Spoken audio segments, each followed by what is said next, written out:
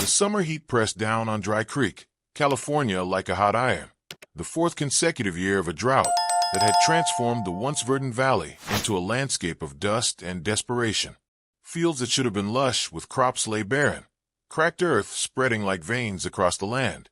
The small town, nestled at the base of the Sierra Nevada foothills, had seen its population dwindle as farms failed and businesses closed. Sarah Miller stood at the edge of her father's property, her wild red hair catching the late afternoon sunlight. At 17, she carried herself with a quiet intensity that made people uncomfortable. Her green eyes, too sharp and knowing for someone her age, surveyed the parched landscape. The locals had always regarded her with suspicion, the daughter of Jack Miller, who'd arrived in town 12 years ago with a small child and no wife, settling on the edge of town where the foothills began their climb toward the mountains. "Sarah," her father's voice carried across the yard, "come help with these boxes." She turned toward their modest house, where her father was loading the pickup truck. Jack Miller, with his weathered face and calloused hands, had managed to keep their small orchard alive through careful water management. But even his ingenuity couldn't fight nature forever. "Is that the last of it?"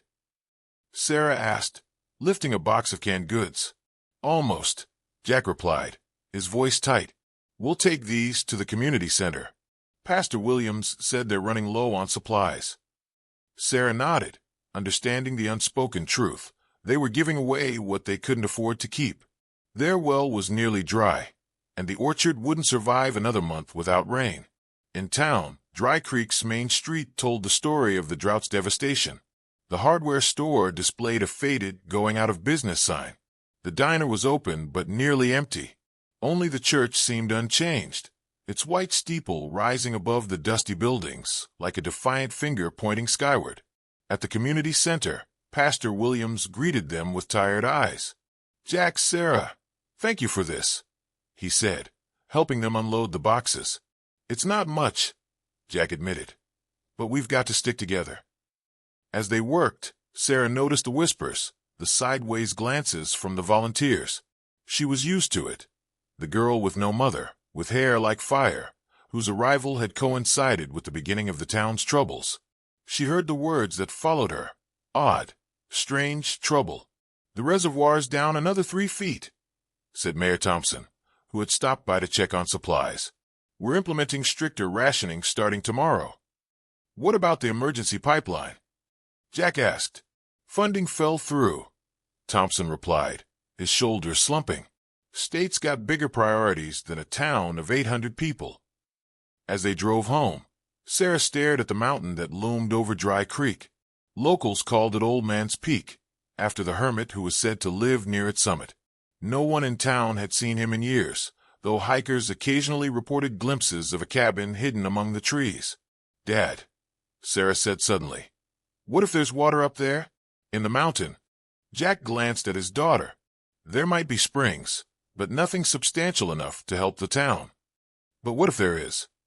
Sarah persisted. "What if Old Man Harker knows where to find it?" Her father's hands tightened on the steering wheel. "Sarah, Elijah Harker is just an old recluse. The stories people tell about him are just that, stories. But he's lived up there for decades. He must know the mountain better than anyone." Jack pulled into their driveway and turned off the engine. "Listen to me," he said, his voice serious. "People in town already talk enough. I don't want you getting mixed up in local superstitions about Harker. He's not some mystical sage. He's just a man who wanted to be left alone." Sarah fell silent, but her mind was working. She'd heard the stories, how Elijah Harker had predicted the drought years before the first dry season, how he knew secrets about the mountain that no one else did. Not supernatural powers, just the deep knowledge that comes from living in harmony with the land for a lifetime. That night, as her father slept, Sarah stood at her bedroom window, looking at the mountain silhouetted against the star-filled sky. Tomorrow was Saturday, no school, and her father would be helping at the community garden all day. The mountain wasn't an impossible climb, and she had hiked parts of it before. She made her decision. She would find Elijah Harker and ask him about the mountain's hidden waters herself. What did she have to lose? The town was dying of thirst, and no one else was offering solutions. Sarah left before dawn, the eastern sky just beginning to lighten. She packed carefully, 2 water bottles, energy bars, a small first aid kit, her father's topographical map of the mountain, and a compass. She wore sturdy hiking boots and layers that she could remove as the day warmed. In her pocket was a photograph, the only one she had of her mother, taken when she was pregnant with Sarah, standing on this very mountain with her hand shading her eyes, looking toward the horizon. The trail began innocuously enough, a dirt path that wound through scrubby pines and manzanita bushes. As she climbed, the vegetation changed, becoming denser and greener. The drought's effects were less severe at higher elevations, where occasional mountain storms still delivered precious moisture. By mid-morning, Sarah had climbed high enough to look back at Dry Creek. From this vantage point, the town seemed small and vulnerable, a collection of faded buildings surrounded by dusty brown fields. The reservoir was a muddy puddle, its shoreline receded far from the original banks. "We need water," Sarah whispered to herself, turning back to the trail. The path grew steeper, narrower, less defined. Sarah checked her map frequently, careful to stay en route. According to local lore, Elijah Harker's cabin was near a distinctive rock formation known as the Sentinel, a tall spire of granite that jutted from the mountainside like a watchful finger. As noon approached, Sarah found a small spring bubbling from between rocks. She refilled one of her water bottles, marveling at the clear, cold water. If springs like this existed, perhaps there were larger water sources that could be tapped for the town. The sun was directly overhead when she reached a plateau. Her legs ached, and sweat dampened her shirt despite the cooler mountain air. She sat on a fallen log to rest and eat an energy bar, studying the map. "You're trespassing," said a gruff voice behind her. Sarah jumped to her feet, dropping the map. An old man stood 20 feet away, a walking stick in one gnarled hand. He wore faded jeans and a flannel shirt despite the heat, and his white beard reached the middle of his chest. His eyes, sharp and blue, studied her with suspicion. "Mr. Harker?" Sarah asked, her heart pounding. The old man's eyes narrowed. "No one comes up here, especially not children." "I'm not a child," Sarah replied, lifting her chin. "I'm 17, and I came because Dry Creek is dying. We need water." Elijah Harker scoffed. "I know about the drought. I've watched it spread for 4 years. What makes you think I can help? You know this mountain better than anyone. You must know where there's water, not just springs, but underground sources that could be tapped." The old man was silent for a long moment, his eyes never leaving Sarah's face. "You're Jack Miller's daughter," he finally said, "the one they whisper about in town." Sarah stiffened. "My name is Sarah. The girl with hair like fire," Harker continued, as if she hadn't spoken. "Born during the last great storm before the dry years began." "That's just coincidence," Sarah said firmly, though a chill ran down her spine. Harker's mouth twisted in what might have been a smile. "Is it? Your mother thought differently." Sarah stepped forward. "You knew my mother? Catherine came up here often before you were born. She was studying the mountain's hydrology, underground water systems. She believed there was an aquifer beneath Old Man's Peak that could sustain the valley for generations." Sarah's mind reeled. Her father rarely spoke of her mother, saying only that she had died shortly after childbirth due to complications. He'd never mentioned her work or her connection to the mountain. What happened to her research? Sarah asked. Harker leaned on his walking stick. "She took it with her when she left the mountain that last time. I never saw her again." His eyes bore into Sarah's. "But you have her eyes, and her determination." He turned and began walking toward a barely visible path that led around the plateau's edge. "Come with me if you want to know more. But I warn you, the knowledge you seek might not be what you expect." Sarah hesitated only briefly before grabbing her backpack and following him. As they walked, the old man spoke over his shoulder. "They call you the devil's child in town, don't they? Because of your hair, because storms followed your birth, because the drought began when you arrived." "People talk," Sarah said stiffly. "It doesn't matter." Harker stopped so suddenly that Sarah nearly bumped into him. He turned, his face serious. It matters more than you know. The mountain has been waiting for you, Sarah Miller. And if the old stories are true, you're the only one who can end the drought. Elijah Harker's cabin perched on a natural shelf halfway up the mountain, nestled against a granite wall that provided shelter from winter storms. Built of local timber and stone, it blended into the landscape so perfectly that Sarah understood how hikers could pass nearby without noticing it. A small garden of hardy vegetables grew in terraced beds, irrigated by a clever system of bamboo pipes that channeled water from a nearby spring. Inside, the cabin was a single room with a sleeping loft. Books lined rough wooden shelves, geology texts, hydrology studies, local history, botanical guides. A table by the window held papers covered in neat handwriting and what appeared to be hand-drawn maps of the mountain. "Sit," Harker instructed, gesturing to a chair while he stoked a small wood stove. Despite the summer heat, the mountain air at this elevation carried a chill.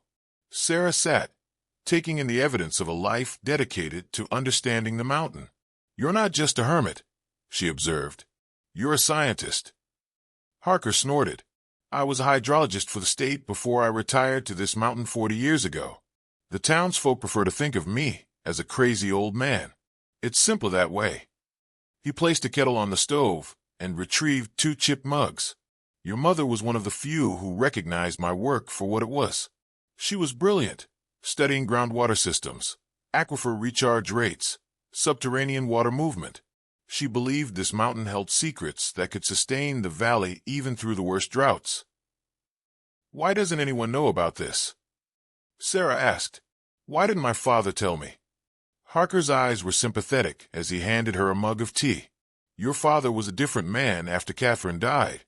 Grief changed him, and the research, it became too painful a reminder of what he'd lost." Sarah warmed her hands around the mug. "But if my mother's research could save the town—" "It's not that simple," Harker interrupted. "Catherine's final theory was controversial. She believed she'd found evidence of a massive aquifer deep within the mountain, but accessing it would require drilling through sensitive ecological zones and possibly destabilizing parts of the mountain itself." He moved to the table and shuffled through papers, extracting a yellowed map. She found these old mining surveys from the 1800s. They showed something unusual. Miners who dug deep enough reported hitting water caverns so vast they abandoned the mines for fear of flooding. Sarah studied the map, recognizing the contours of Old Man's Peak and the valley below. X marks indicated abandoned mine shafts, with notations about depth and water encounters. "The miners called it the Devil's Reservoir," Harker continued. "They were superstitious men who believed the mountain was protecting its water. In reality, it was a natural underground lake, possibly fed by snowmelt that filters through the mountain's porous upper layers." "If it exists, it could save Dry Creek," Sarah said, excitement building in her voice. Harker's expression remained grave. Catherine thought so too. She was preparing to present her findings to the State Water Authority when he trailed off. "When she died," Sarah finished softly. "Yes." Harker looked out the window toward the valley below. "After she was gone, your father brought her research to me. He couldn't bear to look at it, but he couldn't bring himself to destroy it either. He made me promise to keep it safe, and to keep it secret until the time was right." "And now is that time?" Sarah asked. The old man studied her face. "Perhaps. The drought has reached a critical point. The town will be abandoned within a year if nothing changes. But you need to understand the risks. Accessing this water source would require significant geological intervention. If done improperly, it could trigger landslides or collapse the aquifer itself."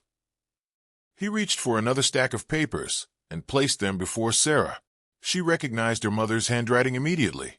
The same elegant script that signed the birthday cards her father had saved for her, given to her one by one on each birthday. "This is her final report," Harker said. "Her complete findings, methodologies, and recommendations.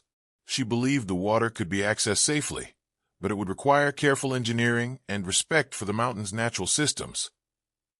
Sarah's hands trembled as she touched her mother's words. "Why are you showing me this now?" Harker's blue eyes held hers. "Because Catherine always said the mountain would choose when to reveal its secrets. And because you're her daughter, you have her mind, her determination. When I saw you climbing the mountain alone, I knew the time had come." He moved to a trunk in the corner and opened it, removing a leather-bound journal. "There's something else you should see," he said, his voice softer now. "Catherine kept a personal journal of her time on the mountain. There are things in here about you, about your father, about her hopes for the future." Sarah took the journal, her throat tight with emotion. "Thank you," she whispered. "Take these back to town," Harker said, gesturing to the research papers. "Show them to your father first. Then, if he agrees, take them to Mayor Thompson. The town deserves to know there's hope." As the afternoon light began to fade, Sarah prepared to descend the mountain. With her backpack now holding her mother's research and journal, she stood at the edge of Harker's clearing, looking down at Dry Creek in the distance. "They won't believe me," she said. "They'll say I'm making it up, or that you're crazy." Harker handed her a small carved wooden box. "Show them this. It contains core samples your mother collected from the test sites. They prove the water exists." Sarah accepted the box carefully. "Why do they call me the Devil's Child?" she asked suddenly. The old man's expression softened. "People fear what they don't understand. Your mother arrived in a storm. You were born in a storm, and then the rain stopped. They needed someone to blame." "And their solution?" Sarah asked, her voice steady despite the emotions churning inside her. "I've lived on this mountain long enough to know its patterns," Harker replied. "The drought will end, and when it does, it will begin with a storm unlike any Dry Creek has seen in generations. When that happens, they'll need someone who understands the mountain's waters." He looked at her meaningfully. "They'll need you." Sarah nodded, a new determination settling over her. "I'll come back," she promised. "I know you will," said the hermit, watching as she began her descent, carrying her mother's legacy and the mountain's secrets back to a town that had never truly welcomed her. Sarah descended the mountain faster than she had climbed it, driven by a strange mix of urgency and apprehension. The afternoon light had begun to fade, casting long shadows across the trail. Her mind whirled with everything she had learned. Her mother's research, the aquifer, Harker's words about her connection to the mountain. The wooden box of core samples felt heavy in her backpack, a physical proof of what would otherwise sound like fantasy. When she reached the base of the trail, the sun was setting behind the mountains, painting the sky in shades of orange and pink that reflected off the dusty windows of Dry Creek. Sarah hesitated, suddenly uncertain. How would her father react? He had kept her mother's work secret for so long. Would he be angry that she had sought out Harker? Would he dismiss the research as too dangerous or impractical? Their small house was dark when she arrived. Her father's truck was gone. Still at the community garden, she assumed. Sarah unlocked the door and went straight to the kitchen table, where she carefully spread out her mother's papers. The handwriting felt intimate somehow, a connection to the woman she had never known. She opened the journal with trembling fingers and read the first entry. "The mountain speaks if you listen closely enough. Water moves beneath the surface like blood through veins. I've never seen such a complex hydrogeological system. It's as if the entire peak is a natural water tower, collecting and storing precipitation in underground reservoirs that could sustain the valley for decades, even through drought cycles. Jack thinks I'm becoming obsessed, but he doesn't understand that this could change everything for Dry Creek." Sarah flipped through more pages, finding entries about her father, about their life together, and then, near the end, entries about her mother's pregnancy. "The baby kicks more when I'm on the mountain. Jack laughs and says she'll be a climber like her mother. We've decided to name her Sarah, after my grandmother. I hope she inherits my curiosity about the natural world. I want to show her the hidden springs, the places where the mountain reveals its secrets." The sound of tires on gravel interrupted her reading. Sarah quickly gathered the papers, suddenly nervous. The front door opened, and her father stepped inside, his clothes dusty from working in the garden all day. "Sarah," he called, flipping on the light. "Where have you?" He stopped abruptly when he saw the papers spread across the table, his face draining of color. "Where did you get those?" Sarah stood, her chin raised slightly. "I climbed a mountain today. I spoke with Elijah Harker. Jack Miller stared at his daughter, shock and something like fear crossing his face. You went up there alone? Do you have any idea how dangerous that was? I had to, Sarah replied steadily. The town is dying, Dad. We're all just waiting for the end. But Mom found something that could save Dry Creek, and you've kept it secret all these years. Her father sank into a chair, suddenly looking older than his 45 years. It's not that simple, Sarah. Then explain it to me, she challenged. Explain why you let people whisper about me, call me the devil's child, blame me for the drought, when all along you had Mom's research that could have helped everyone. Jack ran a hand over his face. After your mother died, I was lost. Her research, her theories about the aquifer, they were all tied up with her death in my mind.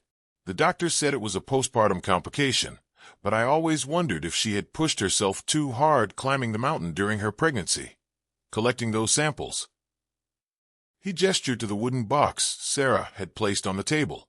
That's not fair, Sarah said quietly. You can't blame her work for what happened. I know that now, Jack admitted. But grief isn't rational, Sarah. I gave her research to Harker because I couldn't bear to look at it. But I couldn't destroy it either. It was her life's work. And now it might save the town, Sarah insisted. The aquifer she discovered is real. Harker has been monitoring it for years. There's enough water to sustain Dry Creek indefinitely if we can access it properly. Jack picked up one of the papers, his fingers tracing his late wife's handwriting. Catherine believed that too. But the state geologists she consulted warned that drilling could destabilize the mountain. That's why she was doing more tests, trying to find a safe access point. Sarah pulled out a map from a stack. Look here, Mom marked 3 potential drilling sites that would minimize risk. And her calculations show that even a controlled release of a small percentage of the aquifer's volume would be enough to refill the reservoir and revitalize the groundwater in the valley. Her father studied the map, his expression shifting from skepticism to cautious interest. Even if this is viable, the town council would never approve it without state backing. The cost alone would be prohibitive. We have to try, Sarah urged. Show them the evidence. Mom's research is thorough and scientifically sound. The core samples prove the water exists. Jack looked up at his daughter, really seeing her for the first time in years, not as a child to be protected, but as a young woman with her mother's determination and intelligence. You're so much like her, he said softly. She would have been proud of you for climbing that mountain today, for not giving up on the town. Sarah felt tears prick her eyes. Then help me finish what she started. Help me convince the town that there's hope. Jack nodded slowly. Tomorrow. We'll go to Mayor Thompson tomorrow with the research. He hesitated, then added, But Sarah, you need to be prepared. Some people won't want to believe this is possible. Change is frightening, especially when it comes from unexpected sources. You mean from the devil's child? Sarah asked, a hint of bitterness in her voice. Her father reached across the table and took her hand. You were never that. You were always your mother's daughter, a gift, not a curse. And maybe now, finally, the town will see that too. Outside, the wind picked up, stirring the dust in the yard. Far off in the distance, beyond the mountains to the west, the faintest flicker of lightning illuminated the horizon. The town hall meeting was scheduled for 7 o'clock the following evening. Word had spread quickly through Dry Creek that Jack Miller and his daughter had discovered a potential solution to the water crisis. Some dismissed it immediately as desperate fantasy. Others clung to it as their last hope. By 6:30, the old municipal building was packed, the atmosphere tense with skepticism and fragile hope. Sarah sat beside her father at a table facing the crowd, her mother's research organized neatly before them. Mayor Thompson had agreed to hear them out, though his expression remained doubtful. Pastor Williams sat in the front row, offering Sarah an encouraging smile. Folks, settle down now, Thompson called, bringing the murmuring crowd to order. We're here to listen to a proposal from Jack and Sarah Miller regarding a potential water source for our community. He turned to them. The floor is yours. Jack stood, clearing his throat nervously. Many of you knew my late wife, Catherine. Before Sarah was born, Catherine was a hydrologist studying the mountain watershed. What most of you don't know is that she discovered evidence of a massive underground aquifer within Old Man's Peak. The crowd stirred, whispers rippling through the room. My daughter recently recovered Catherine's research, Jack continued, which includes extensive documentation of the aquifer's existence and potential methods to safely access it. Sarah stood and placed the core sample box on the table, opening it to reveal the clear tubes of rock and soil. These cores were taken from test sites on the mountain, she explained, her voice steady despite her nervousness. They show the geological layers and water saturation at various depths. She unfolded her mother's maps and diagrams, pinning them to a board. According to these calculations, the aquifer could contain enough water to support Dry Creek for decades, even through extended drought periods. For the next 20 minutes, Sarah presented her mother's findings with growing confidence, explaining the proposed drilling methods, the environmental safeguards, and the projected costs. Her father added context where needed, but largely let Sarah lead the presentation, pride evident in his eyes.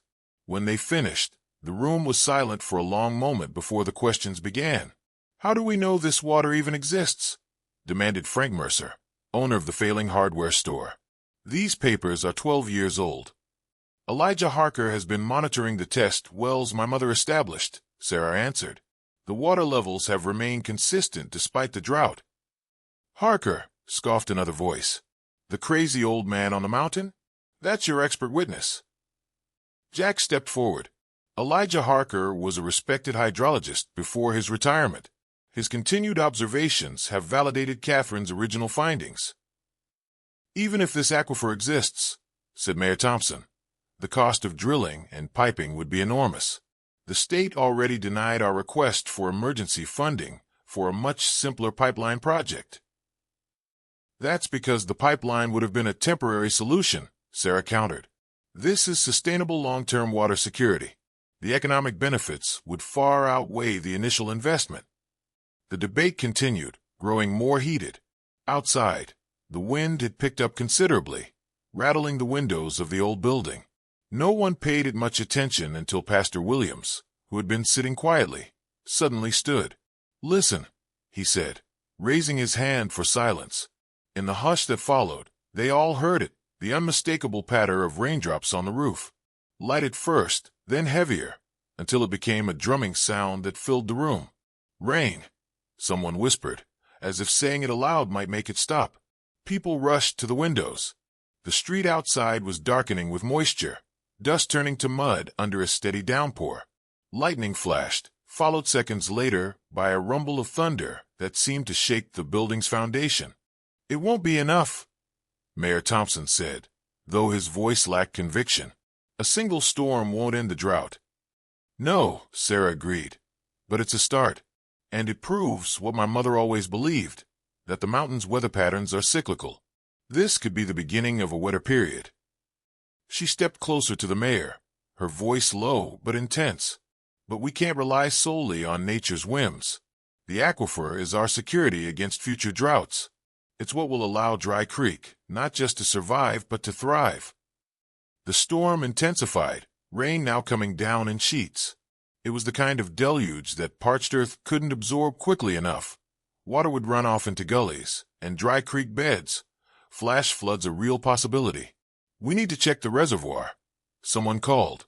"If this keeps up, the watershed could send a surge of water down the mountain." Mayor Thompson nodded. "Meeting adjourned for now. Those of you on the emergency response team, gear up. Everyone else, secure your properties and stay indoors until the storm passes." As people hurried out, many cast wondering glances at Sarah, the red-haired girl they'd whispered about for years, standing calmly in the midst of chaos as the first real storm in 4 years broke over Dry Creek. Jack put his arm around his daughter's shoulders. "Your mother would have loved this moment," he said, watching the rain stream down the windows. "Do you think they'll listen now?" Sarah asked, gathering her mother's papers. "Some will," her father replied. "Enough to make a difference, I hope." As they stepped onto the covered porch of the town hall, Sarah looked toward Old Man's Peak, now obscured by rain and low clouds.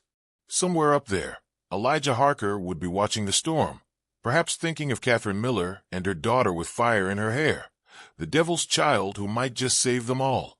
The rain fell harder, washing away years of dust, and for the first time in a long time, Sarah felt truly at home in Dry Creek. 3 months after the storm, Dry Creek was transformed. The single night of rain hadn't ended the drought, but it had broken the spell of hopelessness that had gripped the town. More importantly, it had convinced enough people to support Sarah and Jack's proposal to access the aquifer. The drilling site was located on the eastern slope of Old Man's Peak, carefully selected from Catherine Miller's research to minimize environmental impact while providing optimal access to the underground water source. State geologists, initially skeptical, had verified her findings and, impressed by the thoroughness of her work, had fast-tracked the project for emergency drought relief funding. Sarah stood at the edge of the work site, watching as technicians monitored the flow rate from the newly installed pipeline. At 17, she had become an unlikely consultant on the project, her intimate knowledge of her mother's research making her invaluable to the engineers.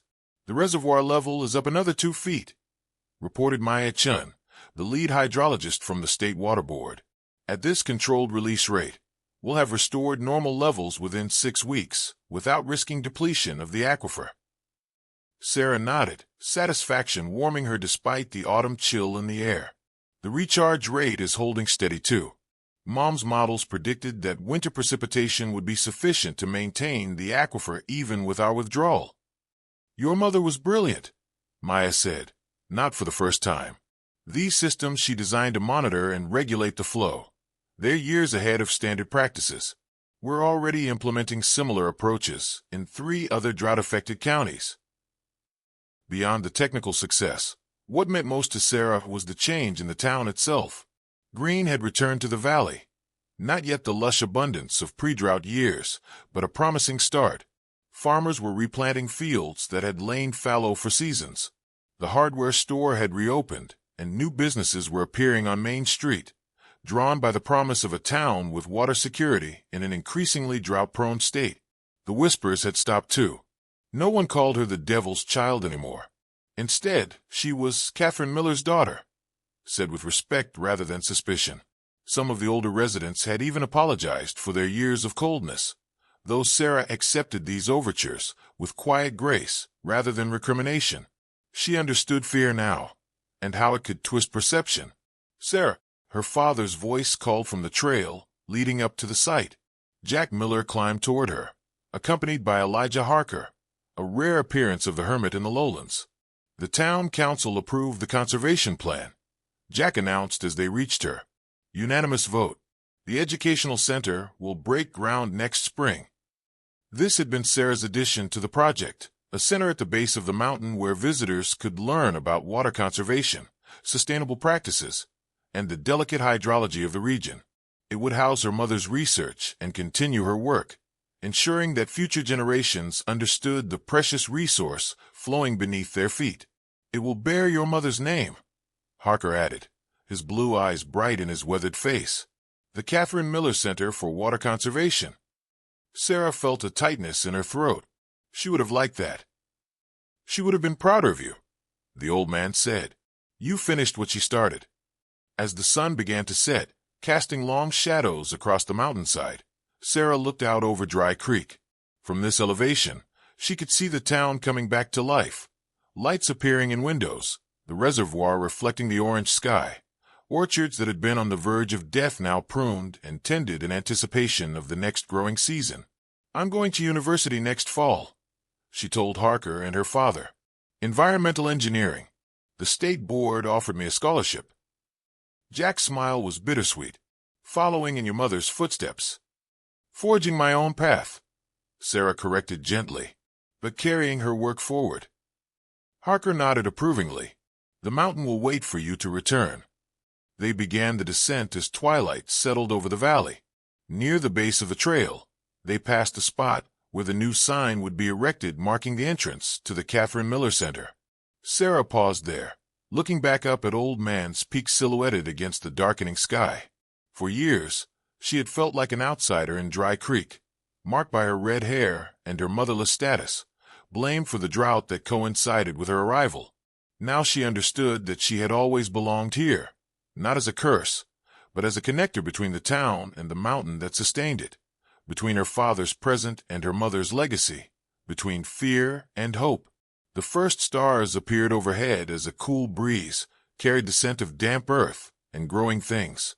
Somewhere in the distance, the sound of water, no longer a memory or a wish, but a reality flowing down from the mountain to nurture the valley below.